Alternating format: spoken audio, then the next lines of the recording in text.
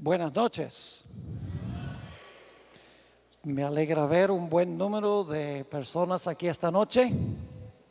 ¿Están dispuestos de estudiar la palabra del Señor, sí o no? ¿Se trajeron la almohada?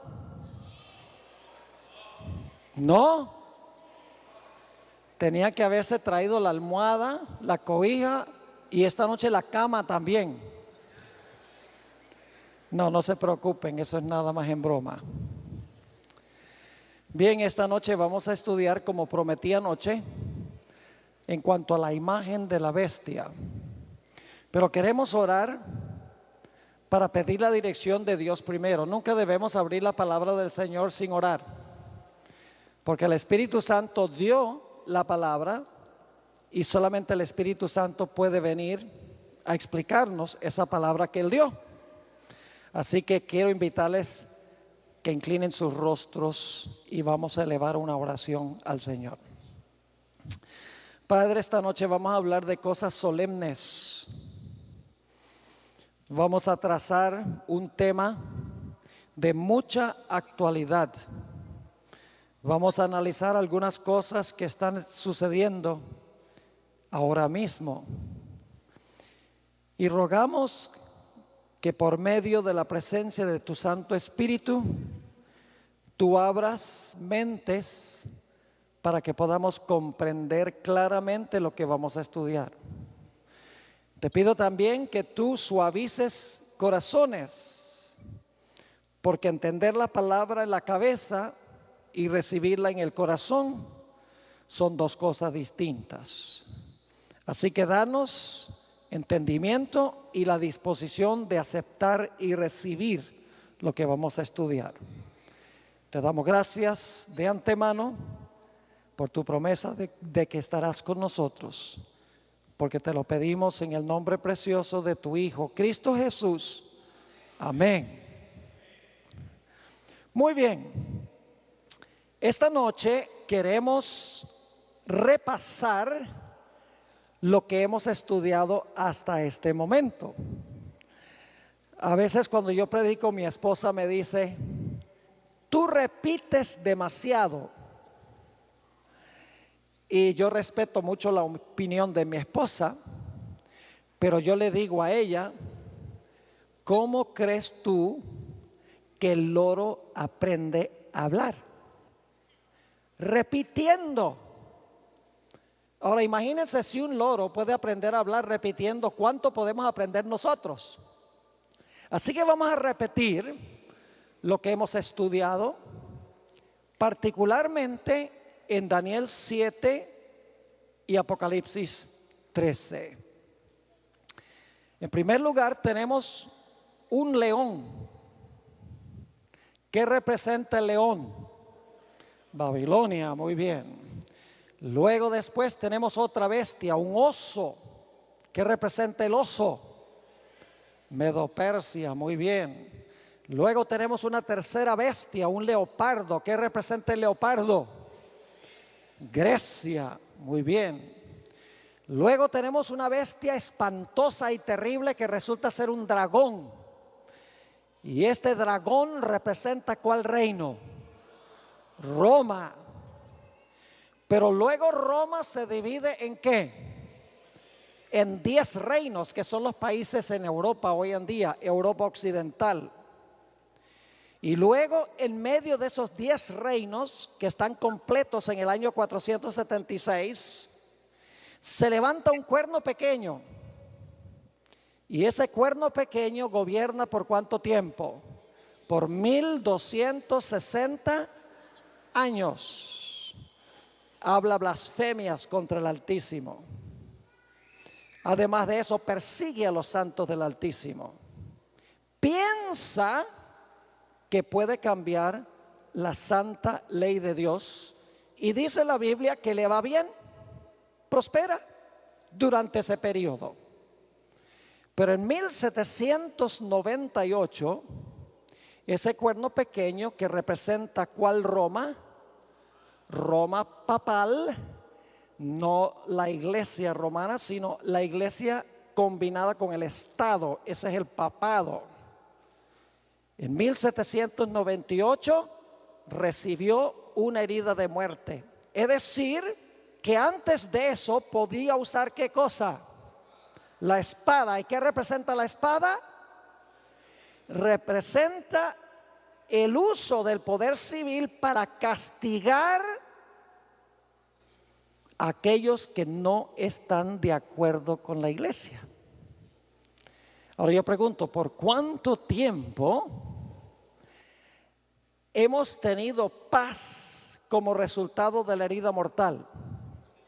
Por algo más de 200 años. ¿Y por qué es que la herida mortal no se ha sanado? Porque no se le ha devuelto ¿qué? No se le ha devuelto al papado la espada del poder civil para poder perseguir a los que no están de acuerdo con sus enseñanzas.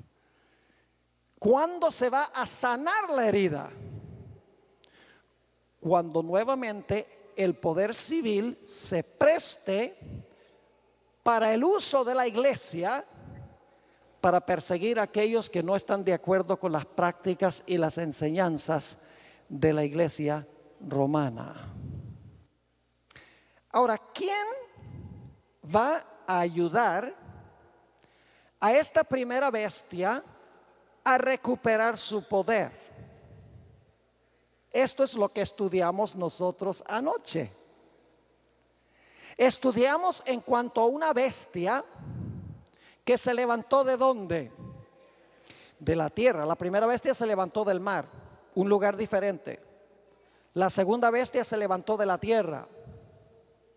Y dice la profecía, ¿cuándo fue que se levantó? Después que la primera bestia recibió su herida mortal. Es decir, alrededor del año 1798, esta nación está empezando a surgir. ¿Qué representa esta bestia que se levanta de la tierra según estudiamos anoche? Representa el poder civil de los Estados Unidos de América. Pero esta bestia, una nación única, una sola bestia, no dos bestias, una bestia, una nación, tenía ¿cuántos cuernos? 2 cuernos. ¿Qué clase de cuernos? Cuernos como de cordero. ¿Qué representa el cordero en el libro de Apocalipsis? Cristo. Es decir, que estos 2 cuernos representan 2 reinos, porque vimos que los cuernos representan reinos, 2 reinos que reconoció Jesús, el Cordero de Dios.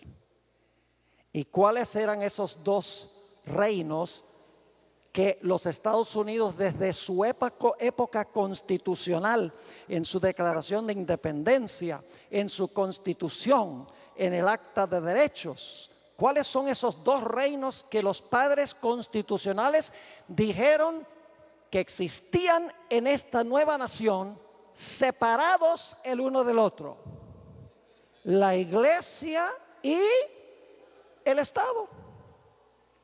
¿Conocían ellos lo que pasó en la Edad Media cuando se unió la iglesia con el Estado?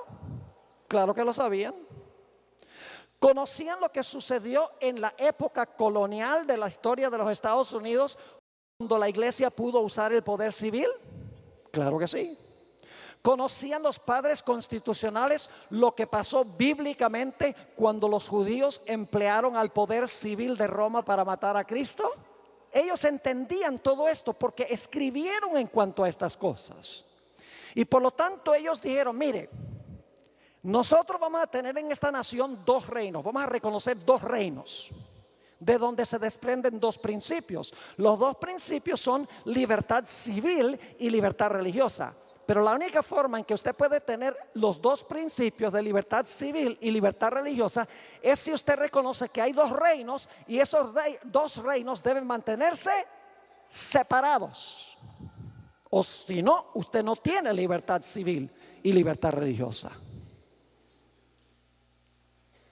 Pero dice en Apocalipsis 13:11 que esa bestia que tiene 2 cuernos como de cordero, la idea de que hay 2 reinos separados, de donde viene la idea de que va a haber libertad civil y libertad religiosa, esa bestia luego iba a hablar como un dragón.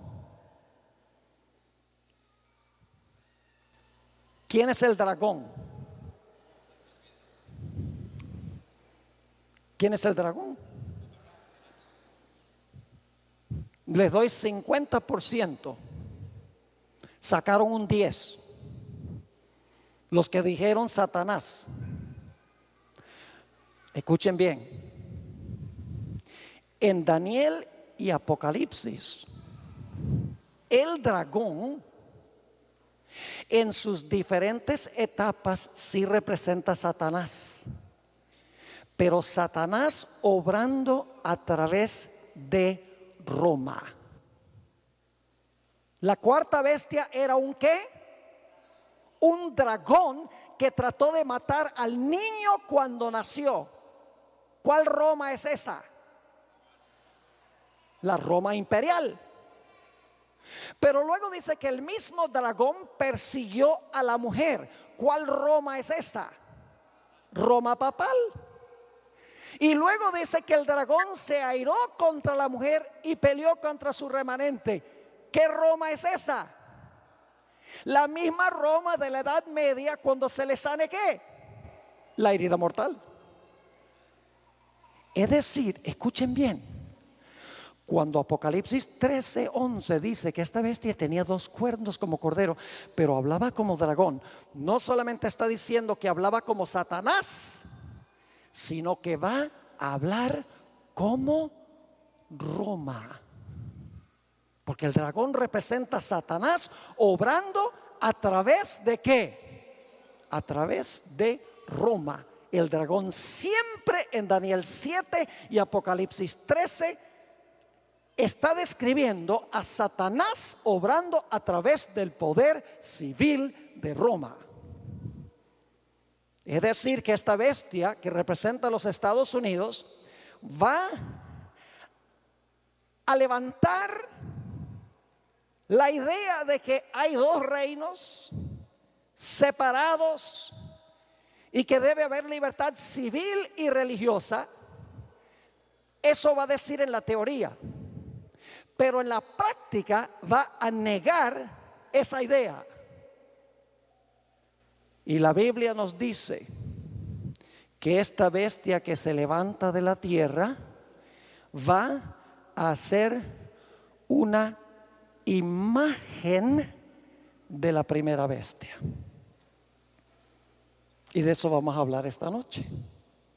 Ahora yo pregunto, ¿qué es una imagen? Les doy un ejemplo. Cuando yo me levanto por la mañana, oro,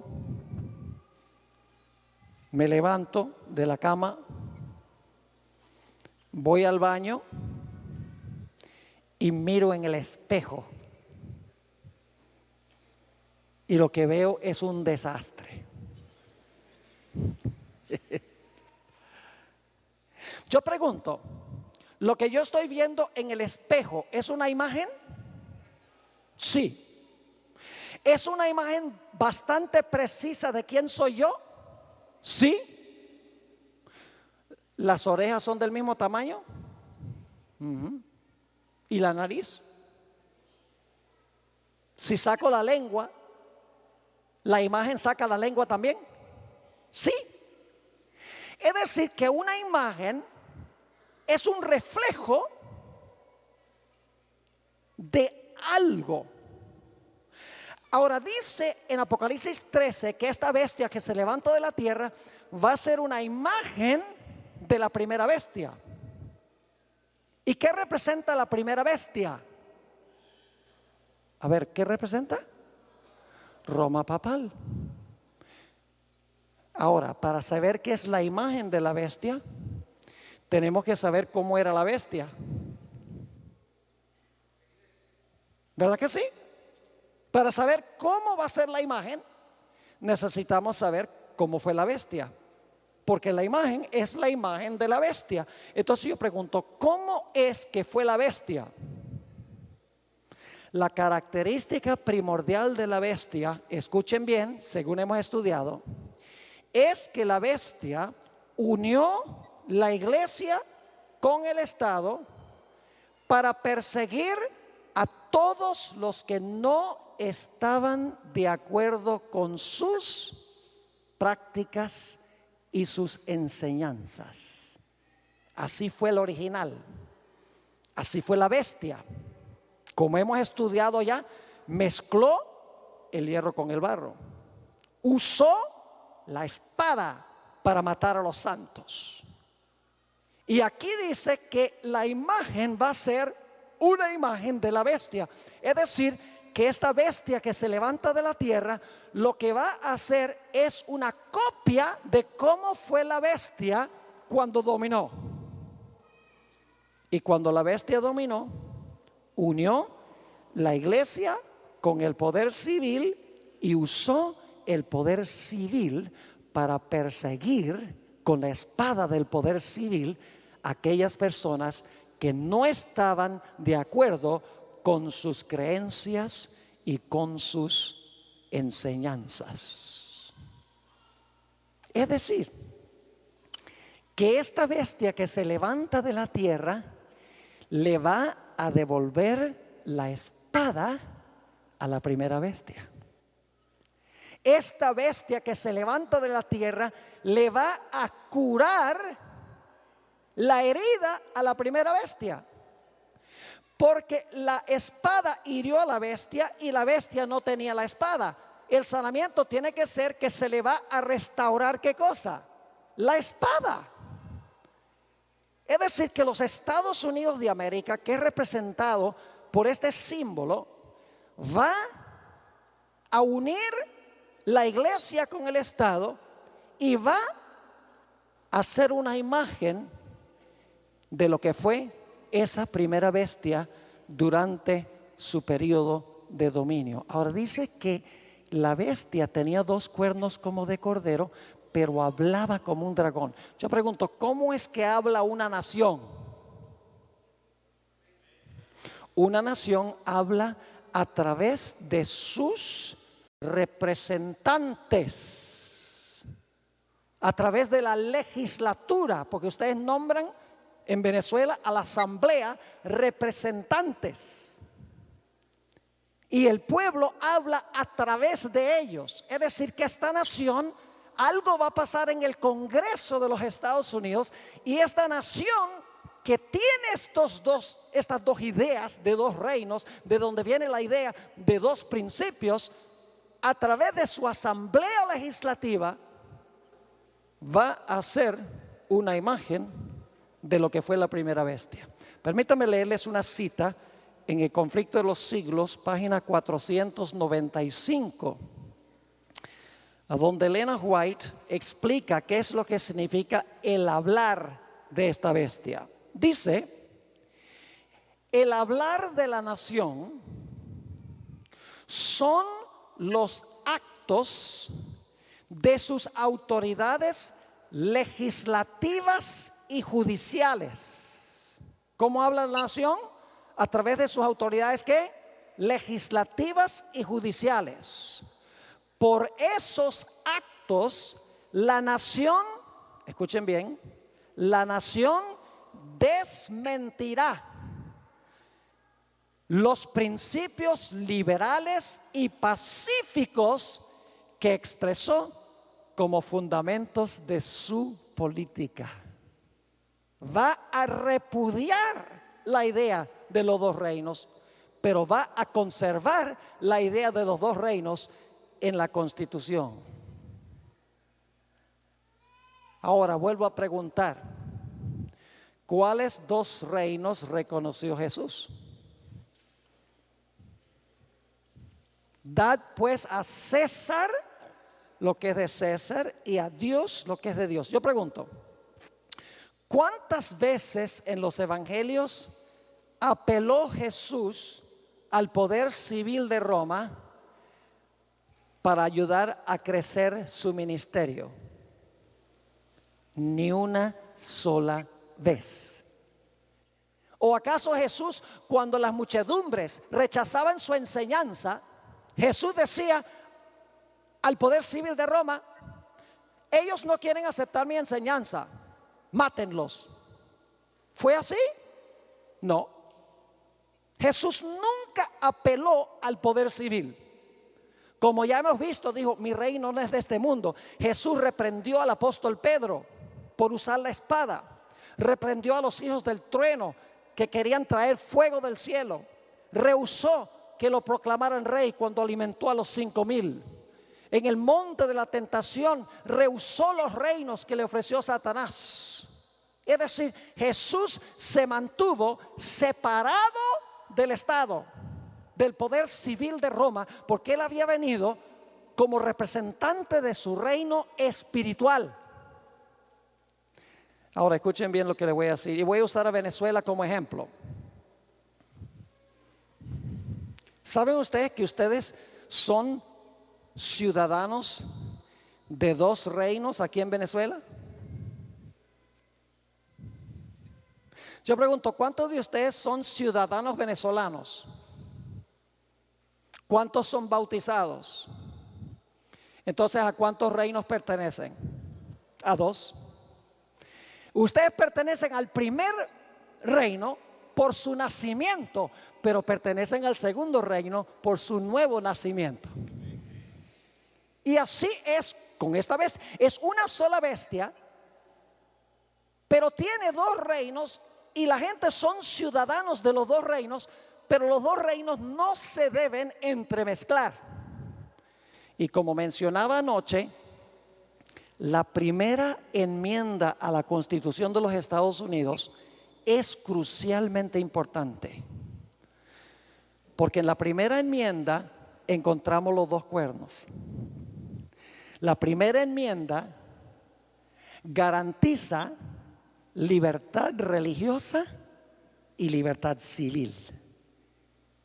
Ahora, lo interesante son las primeras 2 cláusulas que vimos anoche de la primera enmienda a la Constitución de los Estados Unidos.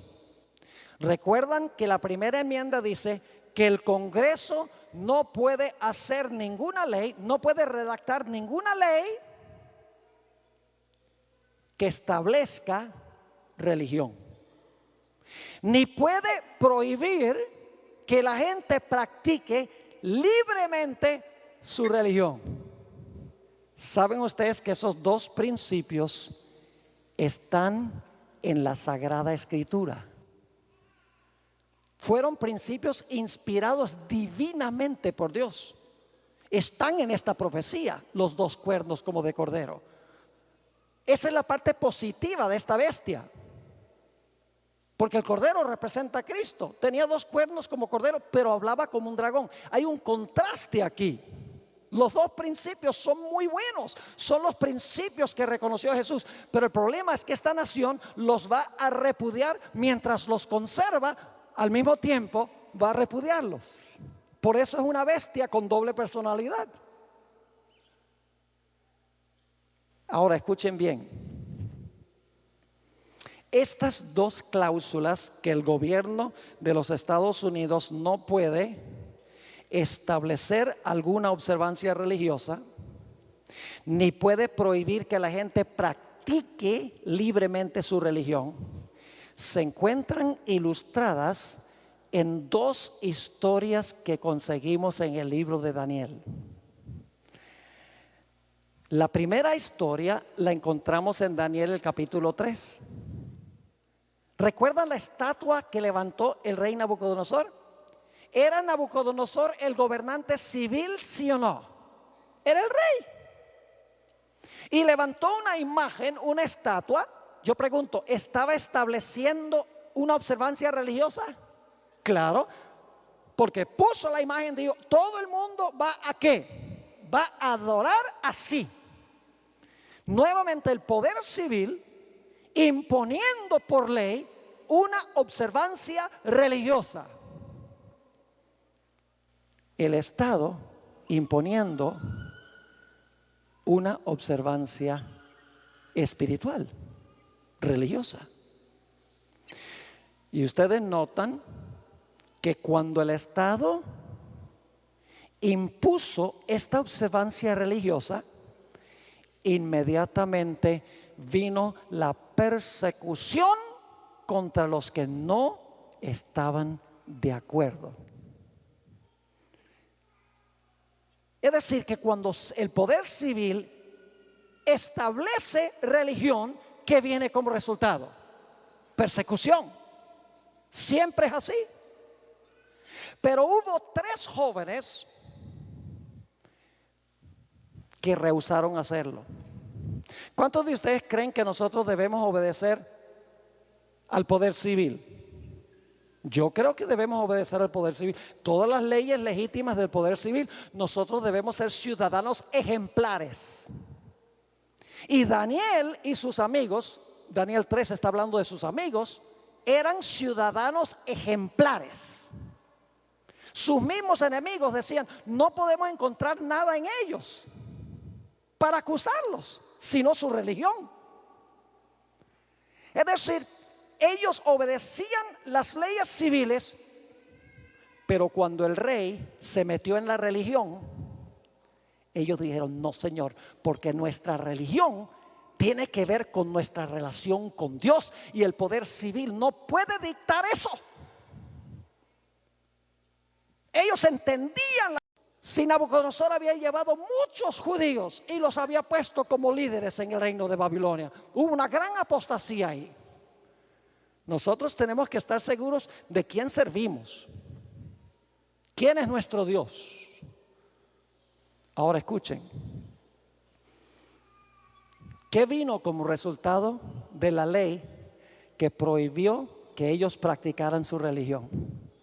La persecución. Cuando el poder civil establece religión o el poder civil prohíbe que usted practique su religión, el resultado es la persecución. ¿Y saben algo interesante? Ni Nabucodonosor ni Darío entendieron lo que Dios les estaba tratando de enseñar. Porque Nabucodonosor, después que los 3 jóvenes fueron librados, dijo, ahora yo doy un decreto que cualquiera que hable mal del Dios de Sadrach, Mesach y Abednego, los voy a cortar en pedazos y les voy a derrumbar las casas. ¿Tenía derecho el rey de hacer eso? No, porque si la gente no quería al Dios de Israel, al Dios, eso no era cuestión del poder civil, tenía que arreglárselas con Dios. Y Darío tampoco entendió, porque Darío dijo, ahora yo doy una orden de que todos deben temer ante el Dios de Daniel, y ay del que no tema y tiemble ante el Dios de Daniel. Él no podía mandar a la gente a temer y a temblar delante del Dios de Israel. No podía imponer religión ni prohibir que se practicara la religión. Es decir, las primeras 2 cláusulas de la primera enmienda de la Constitución, separación de iglesia y Estado, la idea de que el poder civil no puede establecer religión ni puede prohibir que usted practique su religión, son esos 2 cuernos como de cordero en la cabeza de esta bestia que representa los Estados Unidos. Y ustedes dicen, pero pastor, ¿qué tiene esto que ver con el tiempo del fin?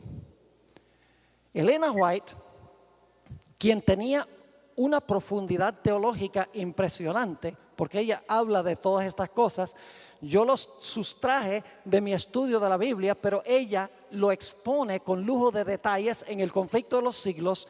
Dijo lo siguiente: los Estados Unidos va a repudiar estos 2 principios que se encuentran en la primera enmienda. Los principios que dicen que el Congreso no puede hacer ninguna ley que establezca religión, ni tampoco puede hacer una ley que prohíba que la gente practique su religión. Escuche lo que dijo la sierva del Señor en el libro Maranata, página 177. Dijo lo siguiente: vendrá el tiempo en que los hombres no solo prohibirán trabajar el domingo, sino que procurarán obligar a los hombres que trabajen el sábado. Y se les pedirá que renuncien el sábado y se suscriban al domingo. Y si no lo hacen, se les exigirá que entreguen su libertad y su vida. No solo el Congreso de los Estados Unidos va a hacer una ley dominical, establecer esa ley, sino que va a prohibir que la gente tenga el derecho de observar el sábado. Va a imponer religión y va a prohibir que la gente libremente practique su religión. Y escuchen, lo que va a pasar es, como estudiamos, la primera bestia pensó que podía cambiar ¿qué? La ley. La segunda bestia va a imponer el día de reposo que cambió la primera bestia. En ese sentido, la segunda bestia va a ser un reflejo de la primera bestia, porque va a imponer el día de reposo que la primera bestia pensó que podía cambiar. Ahora, alguien podría decir, pero Pastor Bor, ¿no sería una ley dominical en los Estados Unidos inconstitucional? Claro que sí. Cualquier persona, cualquier niño en kinder puede entender que si la primera enmienda, la primera cláusula dice que el gobierno no puede hacer ninguna ley que establezca alguna observancia religiosa, si el Congreso hace una ley que dice todo el mundo a guardar el domingo, eso es inconstitucional. ¿No sería inconstitucional que el Congreso de los Estados Unidos hiciera una ley que dijera no pueden guardar el sábado? Sí, porque la segunda cláusula dice que no puede haber ninguna ley que prohíba que usted practique libremente su religión. Leyes como estas serían inconstitucionales. Y yo estoy seguro que cuando suceda esto, va a haber grupos en los Estados Unidos que van a poner demandas y van a llevar esto a los tribunales para cuestionar la constitucionalidad de leyes como estas. Ahora escuchen, no es que los Estados Unidos van a borrar de la Constitución la primera enmienda, la van a conservar. Pero al mismo tiempo que tienen la primera enmienda, que el gobierno no puede hacer ninguna ley que establezca religión, ni puede prohibir que usted practique su religión, porque hay separación del poder civil y el poder religioso, al mismo tiempo que en su constitución va a conservar esos dos principios, los va a negar en la práctica haciendo leyes inconstitucionales. Por eso dice, tiene dos cuernos como de cordero, pero al mismo tiempo habla como un dragón. ¿Les queda claro? Ahora, el gobierno de los Estados Unidos tiene tres ramos, igual creo que el de Venezuela: el poder ejecutivo. ¿Y quién tiene el poder ejecutivo? El presidente. El poder legislativo son los tribunales, ¿verdad? Perdón, es el Congreso o la Asamblea. Y el poder judicial, que son los tribunales. ¿Tienen los tres ramos? ¿Aún en Venezuela? Sí.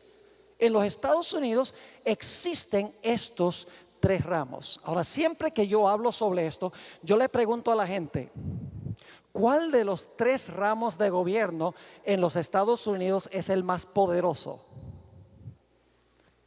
Y casi invariablemente la gente dice el poder ejecutivo. Otros dicen el poder legislativo, porque el poder legislativo redacta las leyes. El poder ejecutivo las hace cumplir.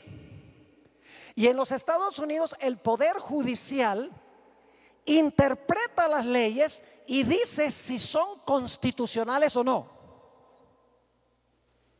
El ramo de gobierno más poderoso no es ni el ejecutivo ni el legislativo, sino el poder judicial, particularmente la Corte Suprema de los Estados Unidos. Y ustedes dicen, ¿por qué? Escuchen, en los Estados Unidos el Congreso puede redactar una ley, pero si la gente cuestiona esa ley y lo lleva a la Corte Suprema, y la Corte Suprema dice que esa ley que hizo el Congreso no es constitucional, no va. Por el otro lado, el Congreso puede hacer una ley constitucional, pero si la Corte Suprema dice que no es constitucional, la ley no va. Es decir, el poder legislativo puede hacer 1000 leyes, pero si la Corte Suprema dice que no son constitucionales, el poder ejecutivo no las puede hacer cumplir. Es decir, el ramo de gobierno más poderoso en los Estados Unidos es el poder judicial, particularmente la Corte Suprema de los Estados Unidos, que dice si una ley es constitucional o inconstitucional. Si ustedes no creen que la Corte Suprema es el ramo más poderoso en los Estados Unidos, poder judicial, particularmente la Corte Suprema, lo único que tienen que recordar fue la elección del año 2000 en los Estados Unidos. Cuando terminó la elección, había un estado a donde no se sabía quién había ganado. Ese estado era el estado de la Florida. Y yo no sé si ustedes recuerdan, pero por varias semanas los dos candidatos, George Bush y Al Gore, estaban contratando abogados y estaban llevando a los tribunales inferiores, los tribunales intermediarios, peleando de que recontaran los votos, de que hicieran una nueva elección, peleando, llevándolo a los tribunales. Pero lo interesante es que cuando fue llevado a la Corte Suprema de los Estados Unidos, la Corte Suprema dijo: no hay que contar nada, ni hay que tener una nueva elección. George Bush es presidente de los Estados Unidos. George Bush fue elegido por la Corte Suprema de los Estados Unidos de América. Es decir, el presidente fue elegido por 9 personas. Eso es poder. La Corte Suprema tiene un tremendo poder. Ahora escuchen lo que voy a decir. La Corte Suprema de los Estados Unidos tiene 9 jueces. El 25% de la población de los Estados Unidos es católico o es católica. 25% de la población de los Estados Unidos es católica. Quiere decir que 75% no son católicos. Hay judíos, hay protestantes, hay hindúes, musulmanes, pero no son católicos. Pero ¿saben ustedes cuántos miembros de la Corte Suprema hoy son católicos romanos? 6 de los 9 son católicos. La última que fue nombrada a la Corte Suprema fue Sonia Sotomayor, una puertorriqueña que nació en los Estados Unidos, pero de trasfondo puertorriqueño, y ella es católica romana. Ahora escuchen, los otros 3 jueces, fuera de los 6 que son católicos, se están poniendo viejos, y uno ya dijo que se va a jubilar a fines de este año. Otra ha padecido de cáncer, es viejita, es judía. Es decir, que los 3 jueces que están en la Corte Suprema, que no son católicos, pronto van a salir de la Corte Suprema. Y la Iglesia Católica ha hecho todo lo posible por controlar el sistema político de los Estados Unidos de América.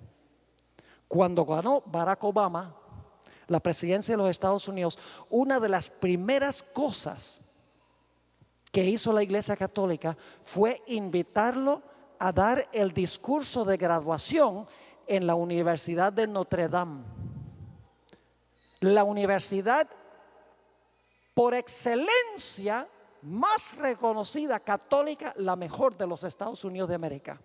Y hubo muchos católicos que protestaron.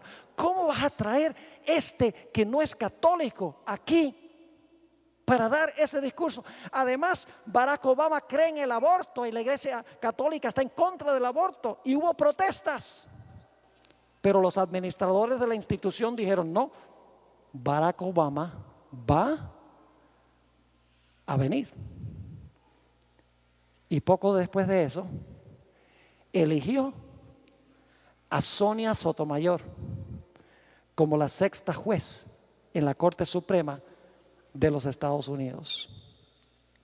Elena White, en la Review and Herald, es una cita en inglés, yo la traduje, diciembre 11 de 1888, dijo esto: los cristianos no se dan cuenta que cuando un gobierno protestante sacrifica los principios que la han hecho una nación libre e independiente. ¿Qué es lo que ha hecho que los Estados Unidos sea libre e independiente? ¿Sus qué?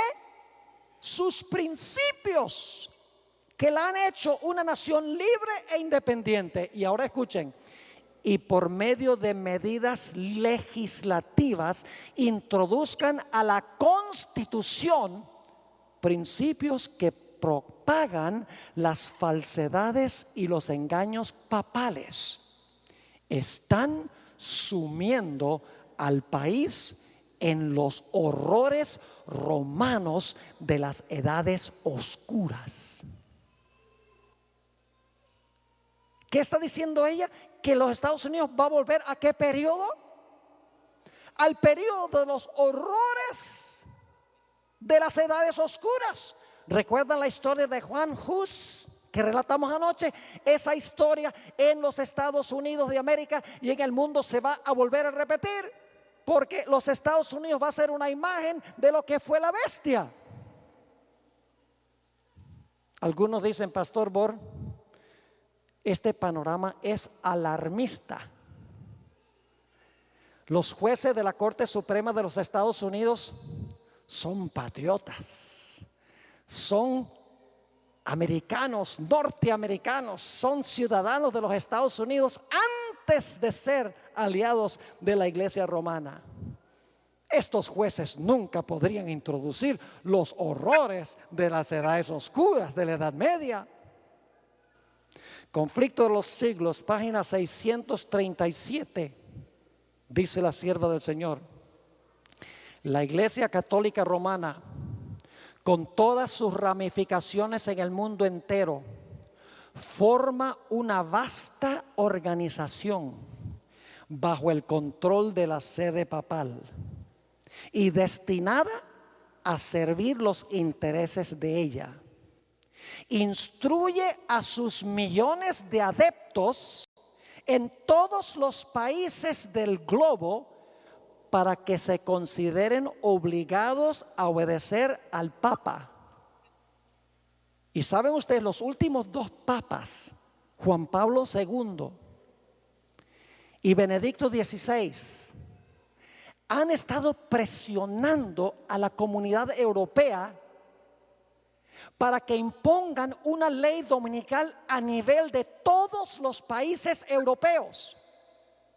Los sindicatos se han unido, compañías grandes se han unido, los jesuitas se han unido, el Papa se ha unido y están presionando para que en Europa, por ley, haya un mandato de cerrar todos los negocios el domingo para que la gente pueda ir a la iglesia. Eso está pasando ahora mismo en Europa. Sigue diciendo, sea cual fuere la nacionalidad o el gobierno de estos, deben considerar la autoridad de la iglesia como por encima de todas las demás.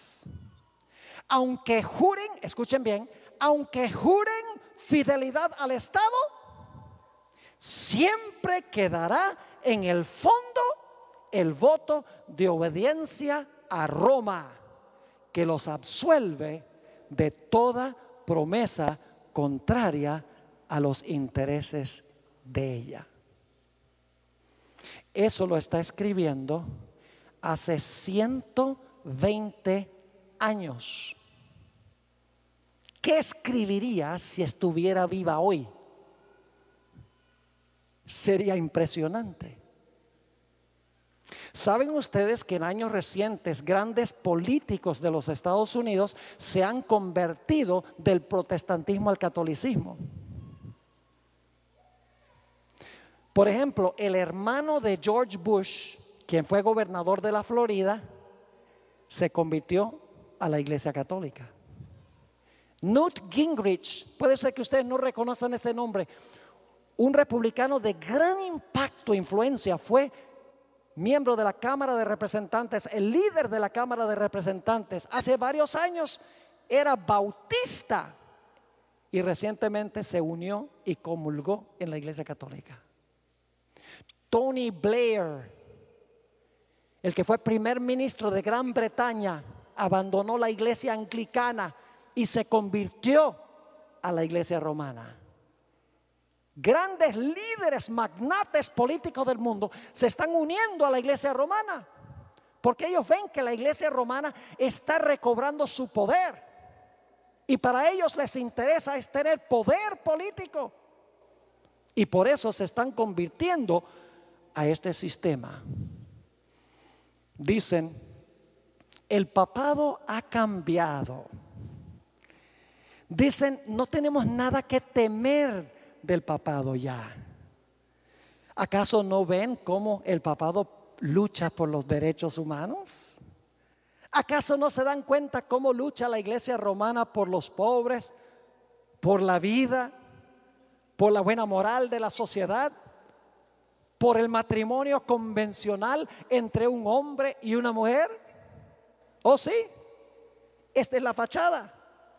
Pero la Iglesia Católica Romana no ha cambiado ni uno solo de sus dogmas. Ni uno. No ha cambiado ninguna de sus enseñanzas. Sigue siendo una combinación de iglesia y Estado y ha dicho abiertamente que sus aspiraciones son el tener dominio global. Ellos lo han dicho repetidas veces en años recientes. Un teólogo católico dijo esto: en la minoría somos como un cordero, en la igualdad somos como una serpiente, en la mayoría somos como un león. Elena White lo expresó de esta forma en El conflicto de los siglos, página 628. Hablando de la iglesia romana, dice, forma parte de su política asumir el carácter que le permita realizar mejor sus fines. Pero ahora escuchen, pero bajo la apariencia variable del camaleón, oculta el veneno invariable de la serpiente. Vaticano II fue un cambio de imagen. No cambió ningún dogma de la Iglesia Católica. Lo que hizo fue darle una nueva cara al mundo, de apertura. Inclusive invitaron a los protestantes a venir como observadores del Concilio Vaticano II. Empezaron a decir, ahora la misa se puede dar en los idiomas locales de la gente y animaron a la gente que establecieran grupos para leer la Biblia. Y la gente dice, el sistema cambió. No, dice ella que bajo la apariencia variable del camaleón oculta el veneno invariable de la serpiente. Cambia de apariencia, pero no en su naturaleza. Tengo algunas citas aquí que quiero leer. Son varias, escritas por Elena White hace 120 años. Escuchen bien. Cuando ella escribió esto, los Estados Unidos no querían nada que ver con el papado. Nada. Ninguna nación de Europa quería nada que ver con el papado cuando ella escribió esto. Sin embargo, en un ambiente a donde parecía que los Estados Unidos estaba enemistado con la iglesia romana, ella escribió las siguientes citas. Discrepó de todos los comentaristas del tiempo. Ellos decían, la iglesia romana está muerta. Porque fíjense, una herida mortal en 1798, otra herida mortal en 1870. Los papas están allá encerrados en el Vaticano por 59 años. El papado ya terminó, decían los escritores de su época. La hermana White dijo no. Escuchen estas citas. Cuando la tierra que el Señor levantó para darle refugio a su pueblo, para que pudieran adorarle conforme a los dictados de sus propias conciencias. La tierra sobre la cual Dios ha colocado por largos años el escudo de la omnipotencia.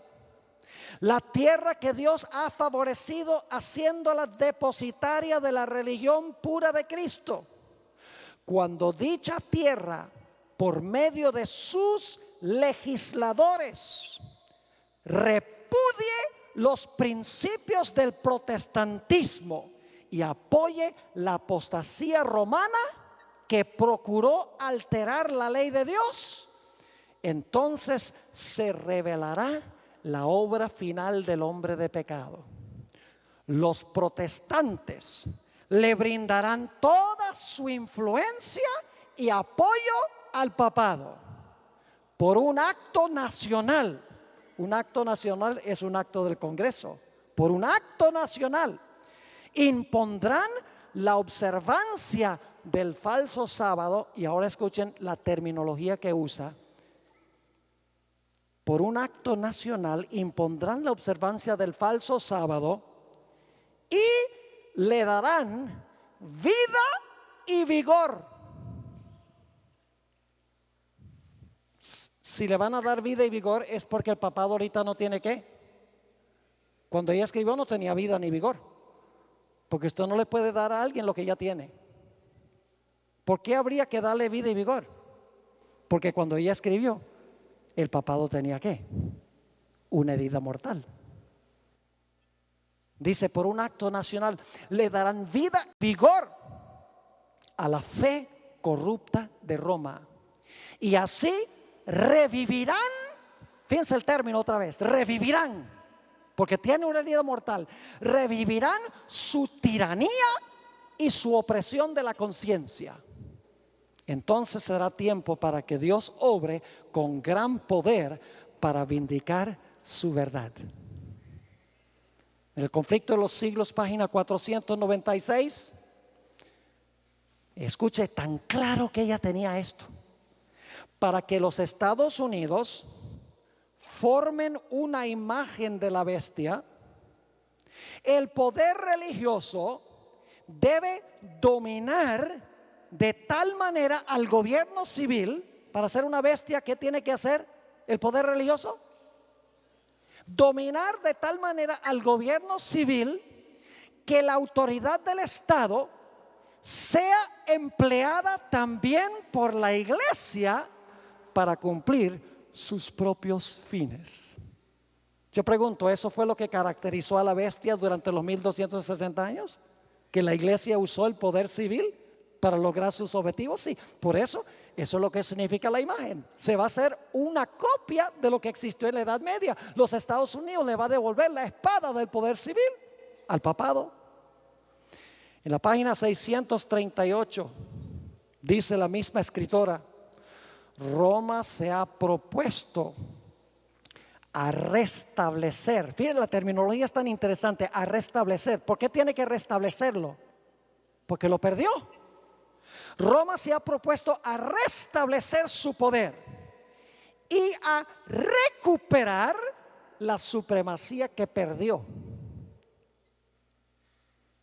Y luego advierte: establezcase en los Estados Unidos el principio de que la iglesia puede emplear o controlar el poder del Estado, que las leyes civiles puedan hacer obligatorias las observancias religiosas. En una palabra, que la autoridad de la iglesia con la del Estado debe dominar las conciencias, y el triunfo de Roma quedará asegurado en la gran república de la América del Norte. Impresionante. Va a pasar lo mismo que pasó con Jesús. El Señor Jesucristo fue acusado no por violaciones del Código Civil, sino porque en las mentes de los judíos Él estaba violando los principios de la iglesia. Y le hicieron un juicio religioso. Y luego lo entregaron al poder civil para que el poder civil lo exterminara. ¿Recuerdan ustedes el argumento que usó Caifás después de la resurrección de Lázaro? Es necesario que un hombre muera y no que toda la nación perezca. Esta ley se va a imponer en un tiempo de crisis nacional, desastres sin par, criminalidad creciente, desastres por todas partes, colapso económico, hasta llegar al punto de decir: si no hacemos algo, nuestra nación va a perecer. ¿Y a quién le echaron la culpa los judíos en la época de Jesús? A Cristo. Él es el que puede causar que sea destruida la nación. ¿A quiénes se les va a acusar al final de la historia? Al pueblo de Jesús. Y el que persigue al pueblo de Jesús, persigue a Jesús. ¿Recuerdan a Saulo de Tarso, que iba camino a Damasco para perseguir a la iglesia, el cuerpo de Cristo? Cuando iba camino a Damasco, un poder lo tumbó al suelo y le dijo: Saulo, Saulo, ¿por qué me persigues? La voz vino del cielo y Saulo dice: pero yo no sabía que Damasco quedaba para arriba. Y dice: ¿quién eres tú que yo estoy persiguiendo? Yo soy Jesús de Nazaret, a quien tú persigues. El que persigue al pueblo de Dios, persigue al Dios del pueblo. El pueblo de Dios es la niña de su ojo, y ningún ser humano puede prevalecer contra Dios cuando está con su pueblo. Es una imposibilidad. Se va a repetir otra vez la historia. Y no solo los Estados Unidos, sino que todo el mundo va a seguir el ejemplo de los Estados Unidos. En el libro Testimonios para la Iglesia, tomo 6, página 18, dice Elena White: al unirse los Estados Unidos, la tierra de la libertad, con el papado para oprimir las conciencias y para obligar a todos que honraren el falso sábado, la gente de todo país del globo será inducido a seguir su ejemplo. La Biblia dice que todo el mundo se maravilló en pos de la bestia, instigados por la bestia que tiene cuernos como cordero, pero habla como un dragón. Saben que en los Estados Unidos ha habido un acercamiento impresionante entre católicos y protestantes, un ecumenismo eclesiástico, podríamos decir. Los católicos y los protestantes se han unido para pelear por causas sociales que no son malas, son buenas. Por ejemplo, luchando en contra del aborto, es una buena causa. Luchando a favor de un matrimonio tradicional entre un hombre y una mujer. Luchando contra la pobreza. Uniéndose para elegir candidatos conservadores. Cooperando juntos para elegir jueces que mantengan en alto la moral del país. 3 documentos han firmado juntos los protestantes y los católicos recientemente. Uno se llama Evangélicos y Católicos Juntos. Y ese documento sencillamente, en cortas cuentas, dice: luchemos todos por predicar el evangelio, no tratemos de ganar miembros de otras iglesias. Básicamente, todos creemos lo mismo en los puntos básicos del cristianismo. Grandes líderes religiosos, católicos y protestantes, firmaron ese documento, Evangélicos y Católicos Juntos. Créanlo o no, los luteranos, escuchen, los luteranos, teólogos, se sentaron con teólogos católicos y llegaron a la conclusión de que toda la pelea de Martín Lutero con la Iglesia Católica sobre la justificación por la fe era una lucha que tenía que ver con semántica, pero que en realidad los católicos y luteranos están de acuerdo sobre la doctrina de la justificación por la fe. Escuchen bien, si Martín Lutero resucitara hoy, se moriría de un infarto. Cuando él ve que dice que la iglesia romana y la iglesia luterana creen lo mismo sobre la justificación por la fe, eso fue lo que causó que Lutero se separara de Roma. Y aún más recientemente, el año pasado, centenares de los líderes grandes protestantes y católicos del mundo firmaron un documento que se llama la Declaración de Manhattan, a donde básicamente dijeron: nosotros nos vamos a unir y vamos a presionar al gobierno para que el gobierno defienda el matrimonio, para que el gobierno prohíba el aborto, para que el gobierno garantice una y otra cosa. La iglesia apelando al brazo del poder civil. Elena White advirtió en el conflicto de los siglos 622, escuchen su advertencia: los protestantes se han entremetido con el papado y lo han patrocinado. Han hecho ahora esta es la parte increíble, dice: han hecho transigencias y concesiones que sorprenden a los mismos papistas y les resultan incomprensibles. La misma iglesia romana dice: esto es demasiado bueno para ser verdad. Sigue diciendo: los hombres cierran sus ojos ante el verdadero carácter del romanismo, ante los peligros que hay que temer de su supremacía.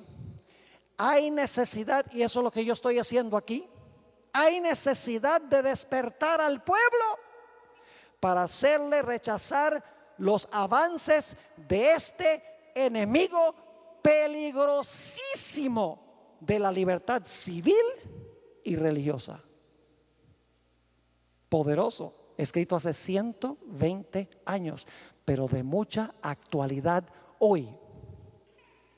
Pero no solamente los Estados Unidos, los protestantes y los católicos están trabajando juntos en áreas de religión, también lo está haciendo el gobierno de los Estados Unidos a nivel político con el Vaticano. Ustedes posiblemente conocen la historia de cómo Ronald Reagan se unió con Juan Pablo II para llevar a la Unión Soviética a la quiebra, para que cayera el comunismo en lo que fue la Unión Soviética. Fue una alianza secreta entre los Estados Unidos y el papado. Los Estados Unidos tiene un embajador en el Vaticano, un país que tiene un embajador en una iglesia, una violación clara de la separación de iglesia y Estado. El Congreso de los Estados Unidos de América le dio al Papa Juan Pablo II la medalla de la libertad. Incomprensible. 5 de los representantes de los Estados Unidos, 3 presidentes, George Bush padre, George Bush hijo y Bill Clinton, junto con la secretaria de Estado Condoleezza Rice y la esposa de George Bush el hijo, apareció la foto en el periódico, arrodillados delante del cuerpo muerto de Juan Pablo II.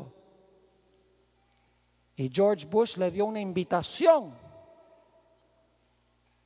al Papa Benedicto XVI para que viniera a la Casa Blanca a hablar allí en las afueras de la Casa Blanca. Mire, si George Washington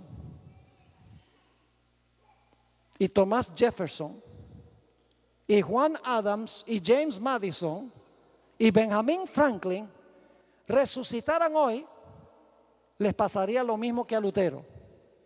Se morirían de un infarto. No podrían creer lo que está sucediendo, lo que está pasando.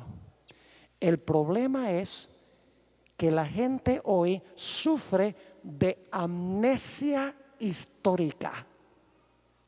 La gente hoy en día no conoce historia. ¿La ha olvidado? Yo les prediqué mi primer sermón en cuanto a los orígenes del colegio de Nirgua. Se sabe mucho de la historia, pero hay cosas que yo compartí que varias personas me han dicho: nosotros no sabíamos eso, pero esa generación lo sabía. Nadie lo escribió, nadie lo pasó a la siguiente generación para que se mantuviera vivo. Y así es, 200 años después de la herida mortal, la gente ha olvidado, dice: no, este sistema no es peligroso. Este sistema ha cambiado, vivimos en un mundo diferente. Amnesia histórica. Hay que estudiar la historia a la luz de la profecía. ¿Ustedes recuerdan cómo Pilato condenó a un hombre inocente? Saben que los legisladores de los Estados Unidos van a hacer exactamente lo mismo. Escuchen lo que dijo Elena White. Y ustedes saben que Pilato entregó a Jesús porque quería conservar su posición política y porque los líderes religiosos presionaron al pueblo para que pidiera la muerte de Jesús. Escuchen lo que dice ella. Testimonios para la Iglesia, tomo 4, página 451. Dice ella: a fin de asegurarse la popularidad y el apoyo, los legisladores cederán a la exigencia por una ley dominical.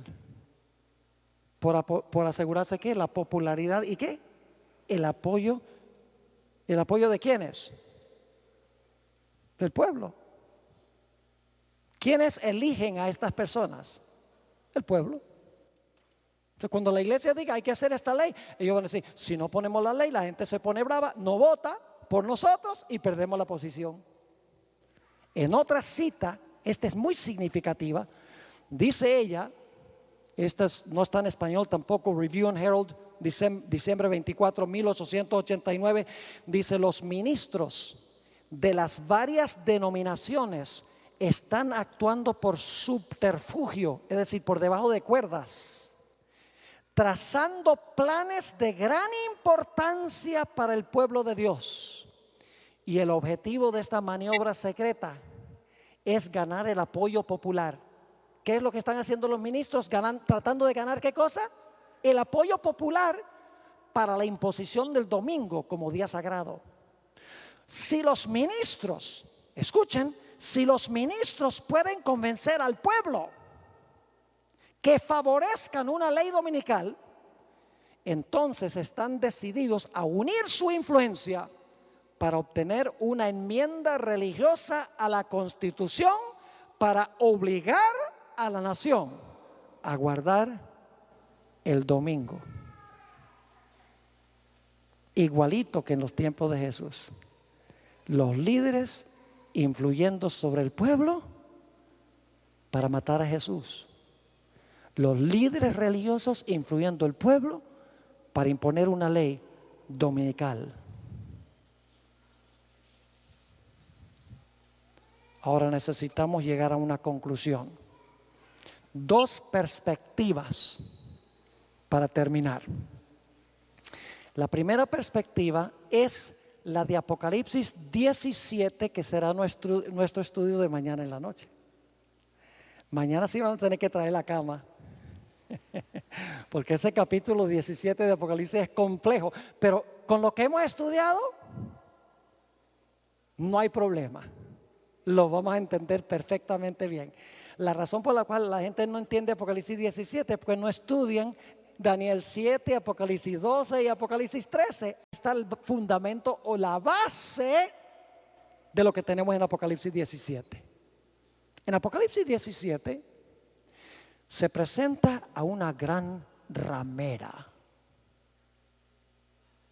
Y esa gran ramera está sentada sobre muchas aguas. Yo pregunto, ¿las aguas van a fluir de nuevo?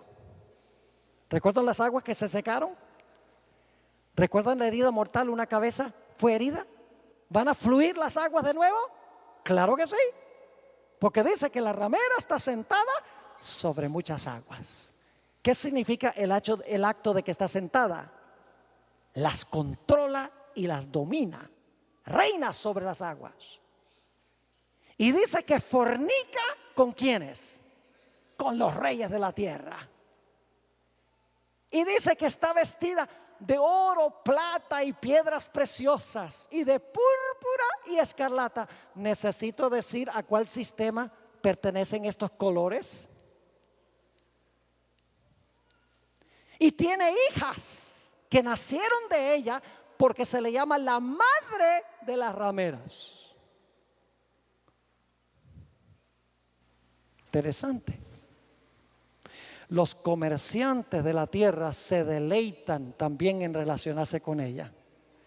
Y el panorama en Apocalipsis 17 es que todo el mundo, los políticos, los comerciantes, los líderes religiosos, las muchedumbres, todos están unidos para perseguir al pueblo de Dios. Pero como estudiaremos mañana, de repente los reyes de la tierra se van a dar cuenta que la ramera los ha estado engañando. Y ya se acabó la cooperación. Va a pasar lo mismo que pasó en la Revolución Francesa. Este sistema que recibió la herida mortal, su herida mortal es sanada. Los comerciantes, los políticos, los religiosos, las muchedumbres, todos unidos para establecer un nuevo orden mundial. De repente los reyes de la tierra se van a despertar, como hizo Francia en 1798. Y dice en Apocalipsis 17 algo espectacular. En el versículo 16 dice que los reyes aborrecerán a la ramera y la dejarán desolada y desnuda, y devorarán sus carnes y la quemarán con fuego. Es decir, los reyes se le van a volcar en contra, le van a quitar la espada como sucedió con Francia. Eso va a suceder al final de la historia. Elena White describe este momento. La viejita lo tenía claro. Conflicto de los siglos 713 y 14. Escuchen esto, los que son pastores aquí. Dice ella, de este momento, cuando las muchedumbres se van a lanzar contra el papado, como en la Revolución Francesa, el gobierno francés y las muchedumbres dijeron, no más. Dice ella, los hombres ven que fueron engañados. Se acusan unos a otros de haberse arrastrado mutuamente a la destrucción. Pero todos concuerdan para abrumar a los ministros con la más amarga condenación. Es cosa seria ser un pastor. Es cosa seria ser un líder religioso. Porque si yo no estoy predicando estas cosas, si yo estoy predicando el error, algún día la gente va a decir, ¿por qué no me dijiste la verdad? Sigue diciendo, los pastores infieles profetizaron cosas lisonjeras, indujeron a sus oyentes a menospreciar la ley de Dios, diciendo, la ley fue clavada en la cruz, Cristo la guardó por mí, el sábado era para los judíos. Los pastores infieles profetizaron cosas lisonjeras, indujeron a sus oyentes a menospreciar la ley de Dios y a perseguir a los que querían santificarla. Ahora, en su desesperación, estos maestros confiesan ante el mundo su obra de engaño. Las multitudes se llenan de furor. Las multitudes sobre las cuales se sentaba se llenan de furor. Estamos perdidos, exclaman, y vosotros sois causa de nuestra perdición. Y se vuelven contra los falsos pastores, contra el falso sistema religioso. Precisamente aquellos que más los admiraban en otros tiempos pronunciarán contra ellos las más terribles maldiciones. Las manos mismas que los coronaron con laureles se levantarán para aniquilarlos. Las espadas que debían servir para destruir al pueblo de Dios se emplean ahora para matar a sus enemigos. Por todas partes hay luchas y derramamiento de sangre. ¿Se va a repetir la Revolución Francesa? Sí, pero no en Francia, en el mundo. El mundo entero va a descubrir el engaño, pero es demasiado tarde para salvarse. La última historia que quiero compartir con ustedes rápidamente es la historia que encontramos en el libro de Esther. Esta es una historia profética, no es solo una historia, es una historia que ilustra lo que va a pasar. Resulta que había un personaje llamado Amán. Era un personaje malévolo, como lo era su esposa Zeres. Y Amán influenció al rey, al poder civil, para que diera un decreto de que todos debían inclinarse ante él.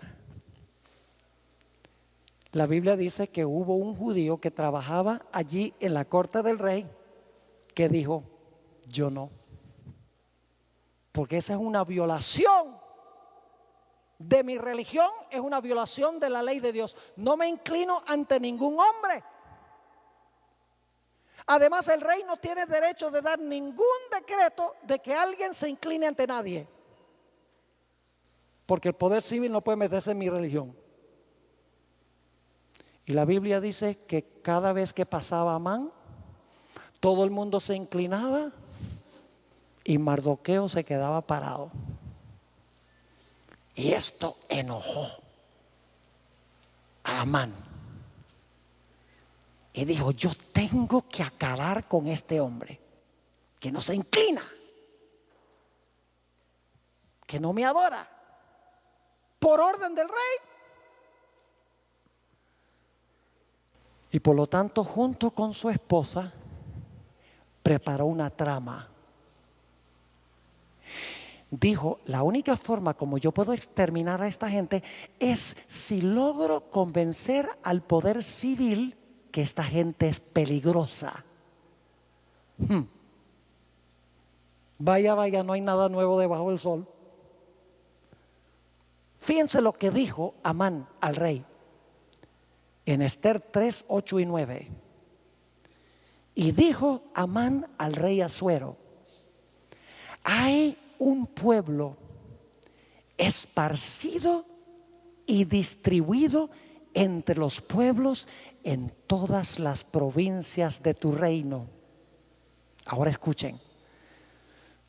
Y sus leyes son diferentes de las de todo pueblo y no guardan las leyes del rey. ¿Cuál ley del rey? Que se debía adorar a Amán, porque sus leyes eran diferentes, que no permitía eso. Y por lo tanto no obedecían ley civil, porque el gobierno civil no tenía ningún derecho de hacer una ley de esa clase. Y ahora escuchen. Y al rey nada le beneficia el dejarlos vivir. Porque si tú dejas que en tu reino sobrevivan gente que no obedecen tus leyes, vas a tener anarquía en tu reino. Y sigue diciendo, si place al rey, decrete que sean destruidos. ¿Quién es el instigador? El que quería adoración. ¿Cuál es su espada? El poder civil. Si place al rey, decrete que sean destruidos. Y yo pesaré 10,000 talentos de plata a los que manejan la hacienda para que sean traídos a los tesoros del rey. Y Amán se fue contento porque selló con el anillo del rey la ley que él quería. Y no solamente para matar a Mardoqueo, sino para matar a todos los judíos. No les voy a contar toda la historia, pero Dios intervino providencialmente y despertó al rey y le mostró el engaño de su consejero religioso. Y dice que cuando el rey se dio cuenta que Amán, quien quería que la gente se inclinara ante él, lo había engañado, se enfureció. Y Amán y su esposa murieron en la horca donde debía haber muerto Mardoqueo. El rey se volcó en contra de Amán, donde antes lo había apoyado. Fíjense qué interesante que en todas estas historias pasa lo mismo. ¿Quiénes murieron cuando los 3 jóvenes fueron echados al horno? Los que los echaron. ¿Quiénes murieron cuando Daniel fue echado a los fosos de los leones y fue sacado? Los que planearon la trama. ¿Quiénes murieron en la historia de Esther? Los que planearon la trama.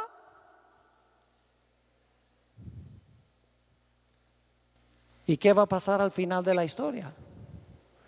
Los reyes que fornicaban con la ramera se van a volcar en contra de ella. Y claro, la pregunta clave es: ¿en cuál de los dos lados vamos a estar nosotros? ¿Con la bestia o con Dios? Escuchen bien, El conflicto final no es sobre días. Y ustedes dicen, pero pastor, el conflicto final tiene que ver con el sábado y el domingo. Sí. Pero el día es solamente la forma para probar a ver a quién usted es leal. Si usted guarda el sábado, estás diciendo, yo obedezco al que estableció el sábado. Acepto su autoridad. Pero si tú guardas el domingo, tú estás diciendo, yo acepto la autoridad del que cambió el día. Los días son solamente la manera en que Dios prueba para ver a quién tú eres leal. ¿Al Dios creador o al que ha usurpado en la tierra el lugar de Dios? ¿Dónde estaremos nosotros cuando se imponga la imagen de la bestia? Yo oro a Dios de que todos estemos en el lado correcto. Y yo creo, por lo que nosotros vemos en este mundo, que esta crisis viene muy pronto. Yo podría haberles hablado de muchos movimientos adicionales que están pasando en los Estados Unidos. Está pasando tanto que yo no puedo mantenerme ni al día con todas las ocurrencias que están sucediendo en los Estados Unidos de América y en el mundo. Ciertamente estamos cerca de ese tiempo. Yo te pregunto en esta noche, ¿en cuál lado escoges estar? Yo voy a decir como Elías, si Jehová es Dios, seguidle. Y si Baal, seguid en pos de él. Ahí dice que cuando él dijo esas palabras, nadie le contestó palabra, todos se quedaron neutrales. Pero cuando cayó del fuego del cielo, el pueblo de Israel dijo, Jehová, Él es Dios. Mi pregunta es esta noche, ¿estás tú dispuesto o dispuesta con los que están escuchando por radio de decir, Jehová es el Dios? Su señal es el sábado. Lo guardaré porque lo amo y quiero estar ese día con Él. Y seré leal aun cuando tenga que enfrentarme a la muerte. Si eso es el deseo de tu corazón, ponte de pie, porque yo quiero tener una oración contigo en esta noche. Gloria a Dios. Oremos. Padre, hemos hablado de cosas profundas y solemnes. Lo que yo he hablado no es con el fin de ofender a nadie dentro de una iglesia, pero lo que he hablado es la verdad de tu santa palabra. Te ruego, Señor, que tú obres en los corazones de los que están escuchando por radio en muchas partes de Venezuela y del mundo. Este tema puede haber levantado prejuicios, puede haber causado que la gente patalee en contra de la verdad. Te ruego, Señor, que tu Santo Espíritu prevalezca en los corazones de estas personas, que puedan sentarse, reflexionar y puedan tomar su posición junto con tu pueblo. Te doy gracias por todos los que se han puesto de pie en esta noche diciendo, Jehová, Él es Dios. Gracias, Padre, porque eres un Dios tan grande y tan bueno. Sabemos que va a haber persecución. Durante el tiempo de angustia previo, algunos de tu pueblo perecerán, pero no importa, porque tú eres el Dios de la resurrección. Padre, fortalécenos en nuestra vida espiritual. Te damos gracias por haber estado con nosotros en esta noche. Y gracias por escuchar nuestra oración, porque te lo pedimos en el precioso nombre de tu Hijo, Cristo Jesús. Amén.